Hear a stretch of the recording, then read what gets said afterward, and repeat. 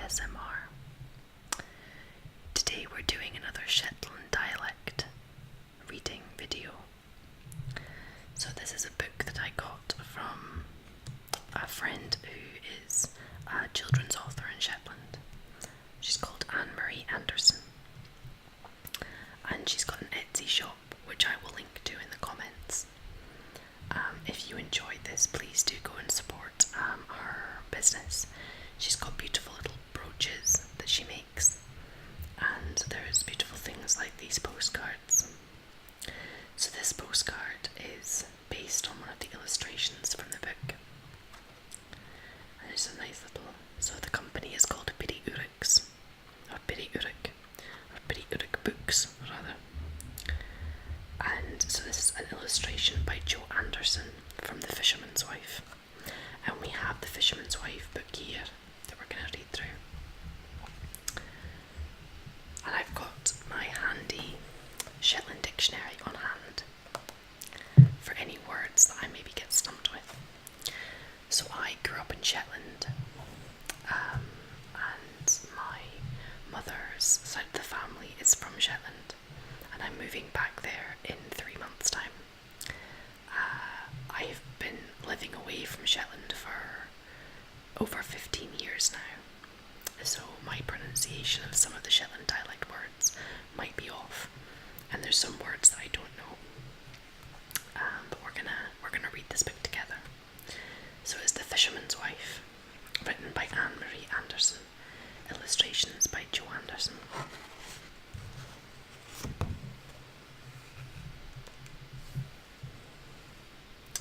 So written by Anne-Marie Anderson. Yeah, most of that right. Oops. So we've got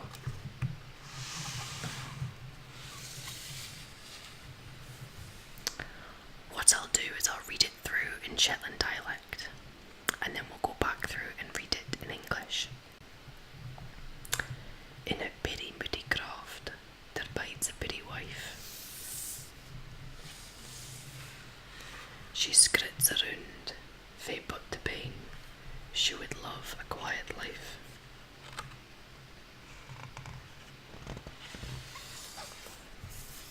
Sat fish and roasted mutton hing upon the fire. A pell sits aside the door to get milk for the buyer.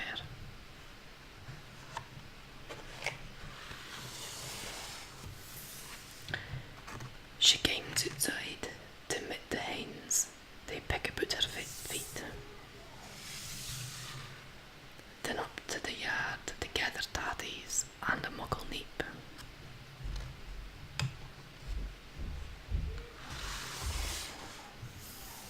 She bales a galehead to the ram, and then she milks the coo. I apologise, next door is bedtime, and there's a bit of resistance happening about going to bed. Anywho, I'm just going to carry on regardless. She then marks for the pit stack so that her gishies foo. The tea is nearly ready, the smell wafts through the air. The bairns clump in the door, clapping doon and wanting more.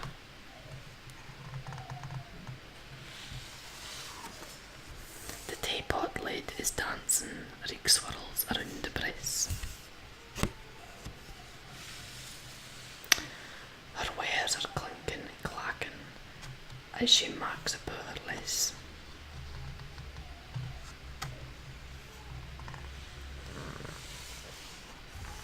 The sun is setting in the west as she washes up the limb, longing for her man. It's at the fishing, wishing he was him. And there's the picture that's on the postcard. It's really bony. And then we've got the publishing information for Peerie Ooricks books. now we're going to go back through and we're going to read this book in English, and we're going to take our time with some of the pictures, because this book it really shows some of the elements of like Shetland crofting life. So a typical croft will have like a little enclosed area for growing, it's got a little wall around it for growing some vegetables, and down here you can see the ricks where they grow things like potatoes and neeps and things like that. I think that's kale, which I think it's normal kale or maybe cabbage. Then you've got fields down the front with some sheep, and then a traditional Shetland croft would have a Shetland cow with a little croft house, and over here we've got a shed that's made by turning a boat up, like a little rowing boat, upside down to make the roof, and then they just build walls. Well, they probably built the walls first and then set the boat on top to form the roof, and that would often be used as the henny house or the hen house. So here we've got, then this would be the hill wall with the little gate to get down to the croft. So in a little tiny croft, so a croft is a Scottish word for a small farm, like a small holding. There's special legislation that protects crofter tenants. So in a little tiny croft, there lives a little wife. So in Shetland, we refer to any woman as wife. So if you see a really cute little girl, you'd refer to it as, oh, look at your pretty wife.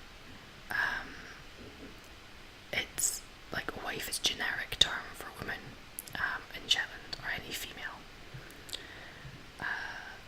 I got told off when I worked at the supermarket in Shetland for referring to one of the customers as a wife by my manager. The customer didn't mind because she knew what I meant. So it says, she scripts around they put to pain. She would love a quiet life.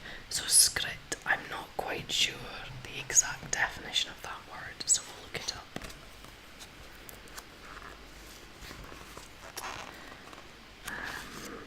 Oh, snut, that's a brilliant word. Snut, mucus from the nose. Bogies. It's a great word, snuts. Just great words. So script. Scran, scrabby, scroil, screw, scrotty, scrubble, scruff, scroll, scruffle. Script isn't in here. So script, I think script basically means like working hard, like rushing around in a bit of a bustle of activity. She kind of bustles around. So it says, so she bustles around from butt to ben. So in old traditional Shetland croft houses, they only had two rooms. There was the butt and the ben. And this is where I'm gonna see if this book will tell me which one's which, because I can never remember. I believe the butt end is the like the living area.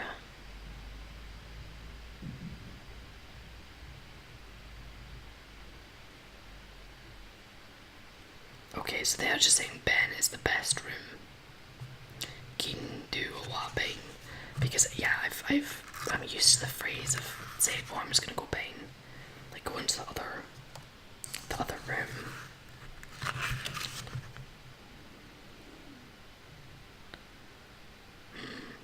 So I believe, I could be wrong, I might be getting this the wrong way around, but I believe that the butt end of the house is like the living area where you you to do your cooking and your eating and living area. And then the bed end of the house is the bedroom. I believe that's the right around. So she bustles around from sort of living room to bedroom. She would love a quiet life. Sorry. Sat fish and roasted mutton hang upon the fire. So that's a salted fish, and roasted mutton is it's mutton, so it's from a sheep, and it's basically like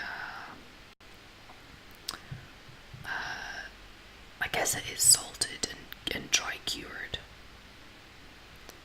and so basically this is the way they preserve.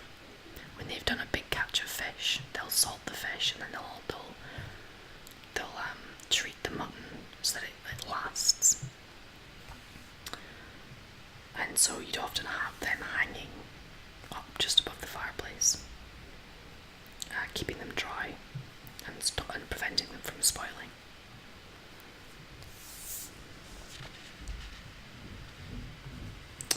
A bucket sits beside the door to get milk from the byre. So a byre it's like a barn, but it's where you keep the cows.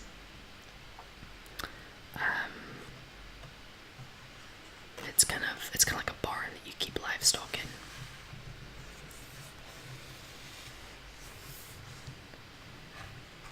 She goes outside to feed the hens, because in a previous book we discussed how mit is just a Shetland dialect word for food, and the actual meat we would refer to as flesh. So she goes outside to feed the hens. So mit can be like a noun or a verb. They peck around her feet. So here you see a better picture of the little shed made of an upturned boat, because the bottom of the boat will be painted with tar to keep it waterproof. Then up to the yard to gather potatoes and a big neep, or a big turnip. So the yard is the walled-in enclosure where they grow the vegetables to keep them safe from the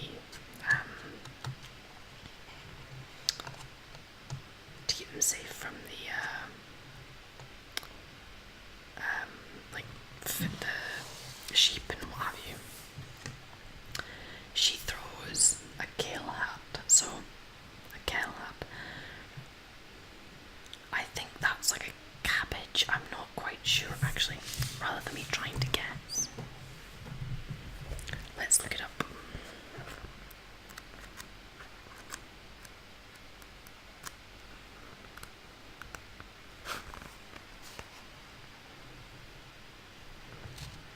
So a kale hat. It's not in here. We have Catlin, which is kitten. That is one downside of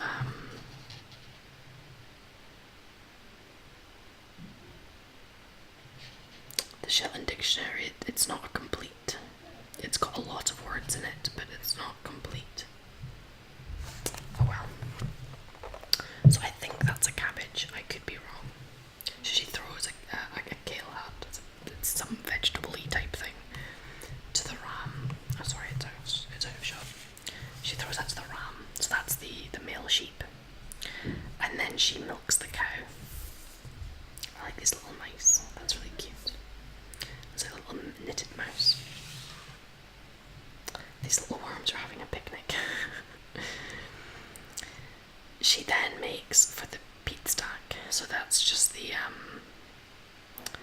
in a previous book I discussed about the peat hill. So after they've cut the peats out of the hill, they put them in a stack somewhere where they can be kept dry, and then you just collect what you need for the day and take it into the house. So she heads to the peat stack so that her kishi's full. So the kishi is this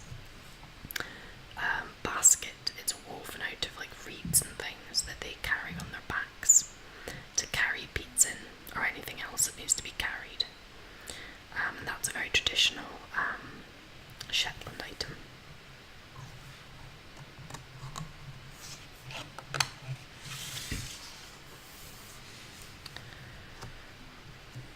So the dinner is nearly ready. The smell wafts through the air, and these kids are making little boats out of docken leaves. So dockens are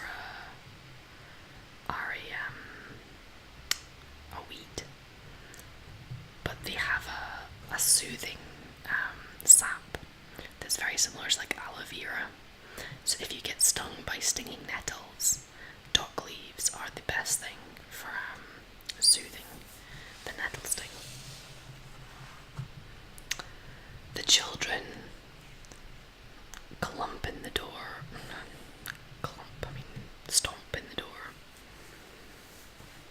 I'm assuming that that's all it means, and there's no other definitions for clump. That's what I think of when I think of clumping.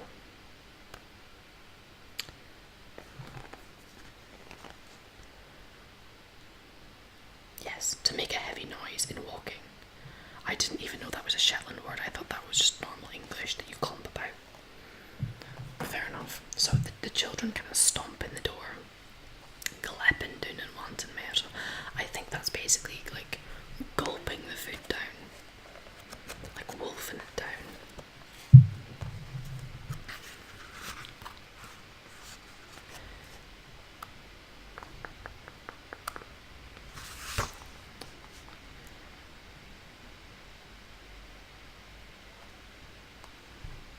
Oh, I'm looking at glep. To gulp, to swallow greedily. Yeah, so kind of gulp it down. So gulping it down and wanting more. And here in the house you can see the string with the salted fish and the recent mutton, and then over here you can see a jumper board that after you've washed any knitted item made out of real wool, you need to put it on a board to keep its shape while it dries. And a sea chest. Most old Shetland houses will have a sea chest in them somewhere.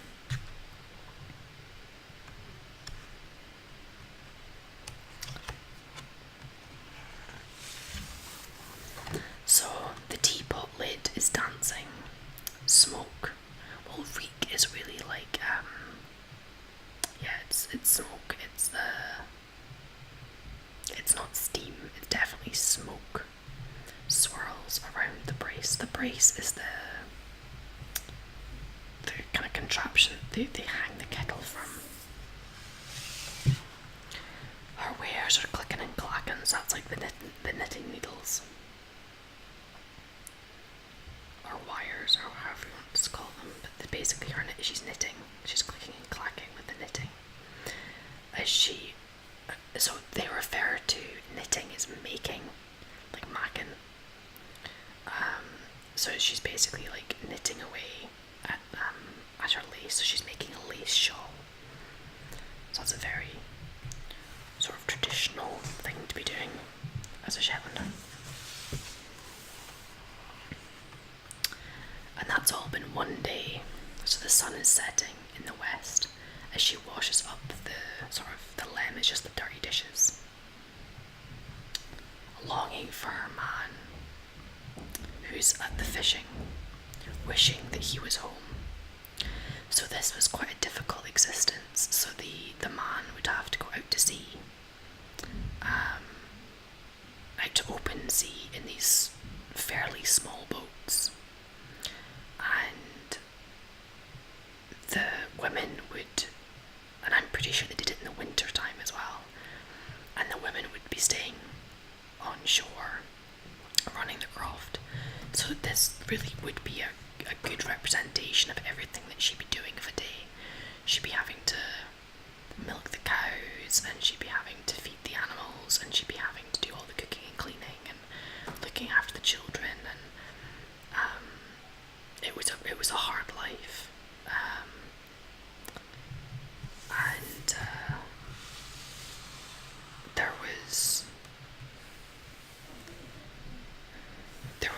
times that there would be like a storm would come in, and they'd have what we'd refer to as a fishing disaster, where the fishing boats wouldn't come back. There's a few particularly famous ones, and so it was a really hard existence for these people, and they were always having to work hard to pay the landlord, because they didn't own this land. They'd be working hard to pay the landlord the rent.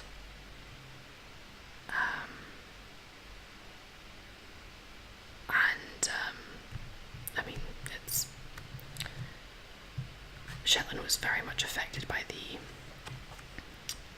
Highland clearances, but it also affected the islands too. So this sort of lifestyle is much less common now. It's people have kind of more normal, natural jobs. You do still have people living on crofts. I'm going to be going to move to a croft, but we'll be using like modern conveniences for things. And the fishing that my other half will be going to is a fish farm rather than going out into the open sea. So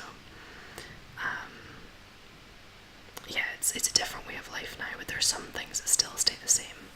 We might use a quad bike and buckets to carry our peats rather than kishis and Shetland ponies, but